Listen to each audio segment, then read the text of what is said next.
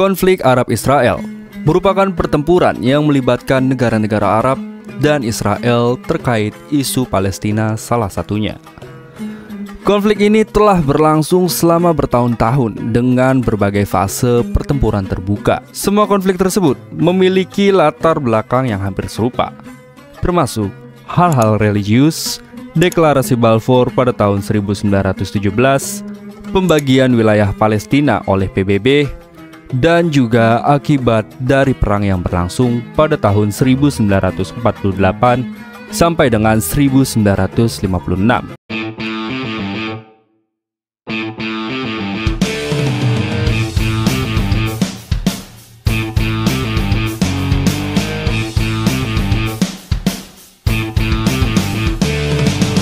Perang 6 Hari atau Perang Arab-Israel pada tahun 1967 merupakan konflik bersenjata antara Israel dan gabungan 4 negara Arab. Ada Mesir, Yordania, Suriah, dan Irak, dengan dukungan aktif dari negara-negara Arab lainnya seperti Kuwait, Arab Saudi, Aljazair, dan juga Sudan. Selain itu, Amerika Serikat dan Uni Soviet juga berperan dalam konflik ini, baik dengan dukungan langsung kepada pihak yang terlibat maupun sebagai salah satu faktor pemicu perang. Perang 6 hari berlangsung kurang dari 6 hari atau tepatnya 132 jam 30 menit. Namun, berlangsung selama 6 hari penuh di Suriah. Konflik ini dimulai pada tanggal 5 Juni 1967 ketika Israel melancarkan serangan terhadap pangkalan udara Mesir. Serangan dilakukan karena Israel khawatir akan terjadinya invasi oleh Mesir yang telah mempersiapkan 1.000 tank dan 100.000 pasukan yang ditempatkan di perbatasan. Dan Mesir juga telah memanggil negara-negara Arab lainnya untuk bersatu melawan Israel.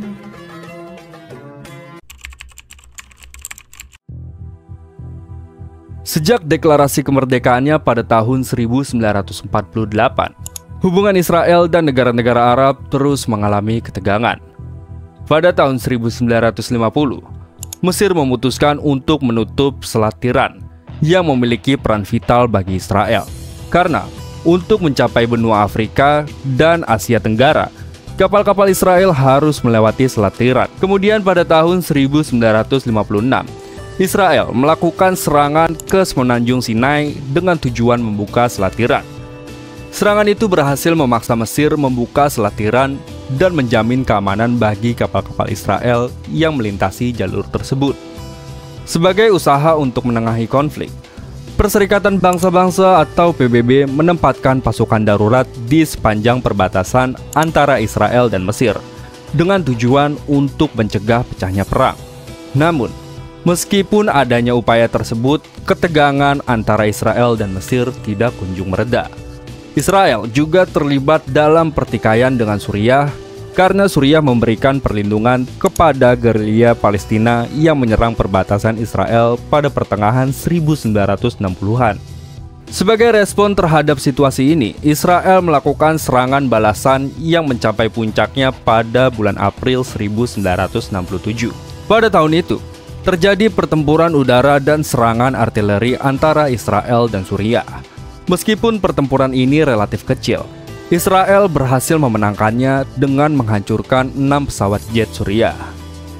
Konflik antara Israel dan negara-negara Arab semakin memanas, terutama karena situasi geopolitik saat itu yang dipengaruhi oleh Perang Dingin antara Uni Soviet dan Amerika Serikat.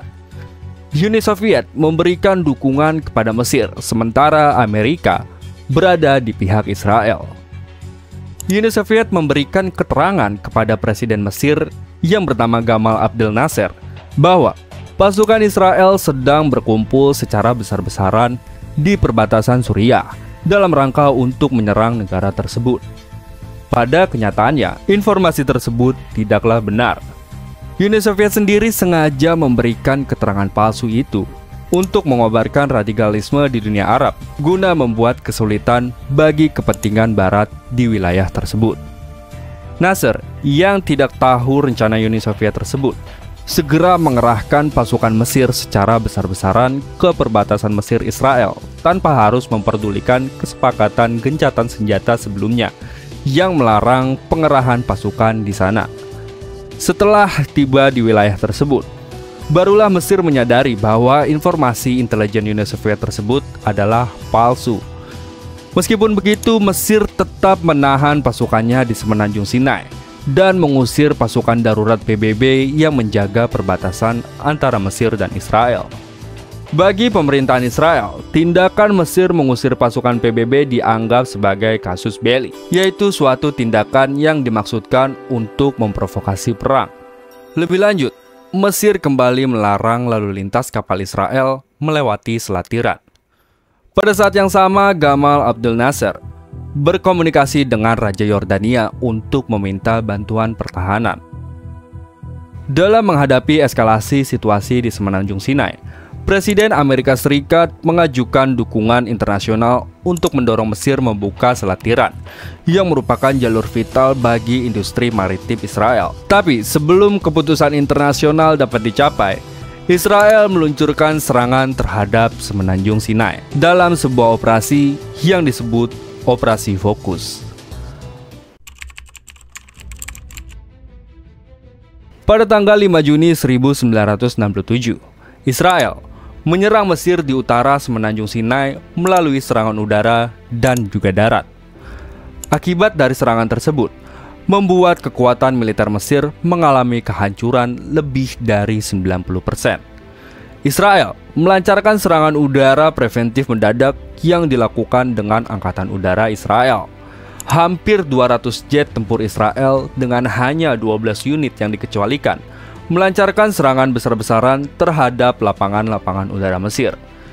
Infrastruktur pertahanan Mesir sangat lemah dan mereka juga tidak memiliki lapangan udara militer yang dilengkapi dengan bunker untuk mempertahankan pesawat terbang Angkatan Udara mereka dalam satu serangan.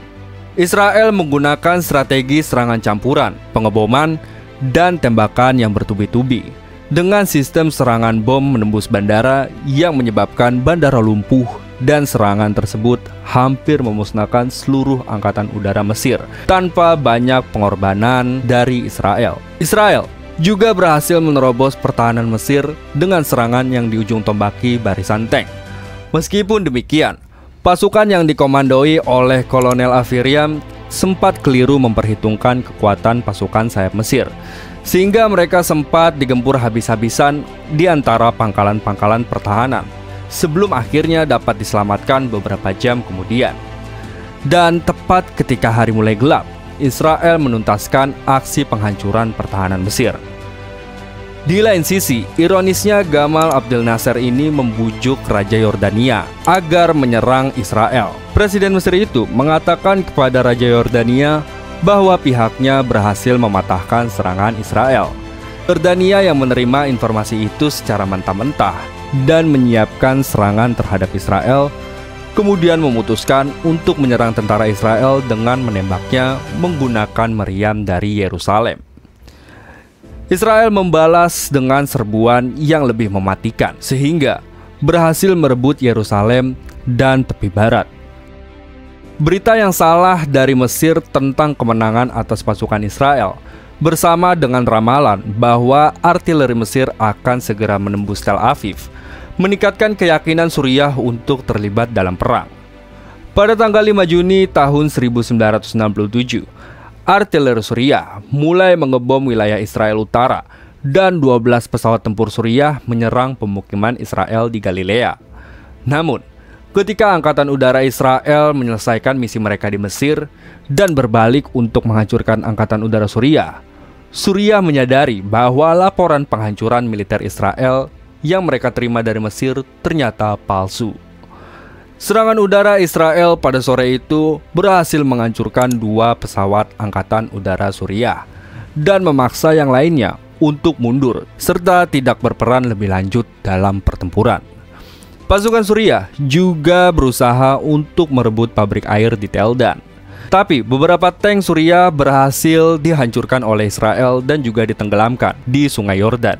Pada tanggal 7 dan 8 Juni di tahun 1967, Israel berniat untuk menyerang dataran tinggi Golan. Pada saat itu, di Israel, debat sengit terjadi di antara para petinggi pemerintahan Israel mengenai penyerangan yang akan dilakukan ke wilayah dataran tinggi Golan.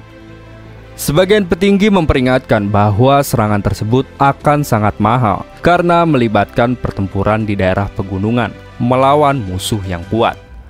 Moshe Dayan yang pada saat itu menjadi Menteri Pertahanan Israel memperkirakan bahwa operasi itu akan menelan korban sekitar 30.000 jiwa. Namun, Levi Eshkol dan David Elazar yang merupakan Ketua Komando Utara mendukung operasi terhadap dataran tinggi Golan, dan mereka percaya bahwa itu bisa dilakukan. Akhirnya, saat situasi di front selatan dan tengah terkendali, Moshe Dayan semakin yakin dengan ide tersebut dan memimpin operasi tersebut. Pasukan Suriah terdiri dari sekitar 75.000 prajurit yang dikelompokkan dalam 9 brigade, didukung oleh artileri dan persenjataan yang besar. Pasukan Israel yang menyerang terdiri dari 2 brigade di front utara. Salah satunya adalah Brigade Golan dan 2 brigade lainnya di front pusat. Meskipun tentara Suriah dapat bergerak dari utara ke selatan di dataran tinggi Golan, tentara Israel memiliki keuntungan karena dapat bergerak dari utara ke selatan di lereng Golan. Israel juga memiliki keunggulan intelijen yang besar dengan mata-mata Mossad seperti Eli Cohen yang memberikan informasi tentang posisi Suriah. Setelah 4 hari menyerang artileri Suriah, Angkatan Udara Israel diperintahkan untuk menyerang Suriah dengan seluruh kekuatannya. Namun, artileri Suriah yang dilindungi dengan baik hampir tidak mengalami kerusakan, yang membuat pasukan darat Israel di dataran tinggi Golan kesulitan untuk mengatur pertahanan. Akhirnya, pada sore hari di tanggal 9 Juni tahun 1967, 4 brigade Israel berhasil menembus dataran tinggi Golan setelah diperkuat dan diganti. Tanggal 10 Juni 1967, pasukan tengah dan utara Israel bergabung dalam gerakan di dataran tinggi, hanya untuk menemukan bahwa daerah itu sudah dikuasai karena pasukan Suriah telah melarikan diri. Beberapa pasukan gabungan yang dipimpin oleh Helat Palet mendaki Golan dari selatan dan menemukan posisi itu sudah kosong. Pada hari itu juga, pasukan Israel berhenti setelah mencapai kesepakatan di antara posisi mereka, yang membentuk garis gencatan senjata yang dikenal dengan garis ungu atau Purple Line. Perang 6 hari mencatat korban puluhan ribu jiwa, dan pada tanggal 10 Juni 1967, PBB turut campur tangan untuk mencapai gencatan senjata dalam upaya perdamaian.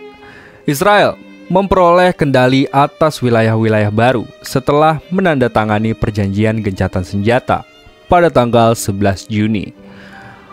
Wilayah-wilayah tersebut mencakup jalur Gaza, Semenanjung Sinai, tepi barat, dan dataran tinggi Golan. Secara total, wilayah Israel meningkat 3 kali lipat, dengan sekitar 1 juta orang Arab menjadi bagian dari wilayah yang kini dikuasai Israel. Banyak dari penduduk asli wilayah-wilayah tersebut mengungsi keluar Israel. Korban dari pihak Israel jauh lebih sedikit dari awal perkiraan, termasuk 338 prajurit yang tewas di medan pertempuran Mesir, 550 tewas dan 2.400 luka di medan pertempuran Yordania, dan 141 yang tewas di medan pertempuran Suriah. Mesir mengalami kerugian besar dengan kehilangan 80% peralatan militer mereka. 10.000 prajurit tewas, 1.500 panglima tewas, 5.000 prajurit dan 500 panglima tertangkap, serta 20.000 lainnya terluka. Yordania juga mengalami korban yang signifikan dengan 700 yang tewas dan sekitar 2.500 orang terluka. Suriah kehilangan 2.500 jiwa dan 5.000 yang terluka, dengan separuh kendaraan lapis baja dan hampir semua artileri di dataran tinggi Golan hancur. Data resmi dari Irak mencatat 10 tewas dan sekitar 30 orang terluka. Kekalahan negara-negara Arab dalam Perang 6 Hari memicu keinginan Presiden Nasser untuk mengundurkan diri. Namun, rakyat Mesir menentangnya dengan melakukan demonstrasi untuk mendukungnya kembali sebagai pemimpin. Meskipun terjadi gencatan senjata dan upaya perdamaian yang diinisiasi oleh PBB, hal itu tidak mengakhiri konflik antara Israel dan negara-negara Arab. Kemenangan Israel memicu peningkatan kebanggaan di masyarakat yang berpotensi memperburuk konflik di masa depan. Pada tahun 1973, konflik antara kedua belah pihak kembali memuncak dalam Perang Yom Kippur, yang juga dikenal sebagai Perang Ramadan. Terima kasih telah menonton video ini hingga akhir. Jangan lupa dukung kami dengan cara like, komen, dan subscribe. Terima kasih.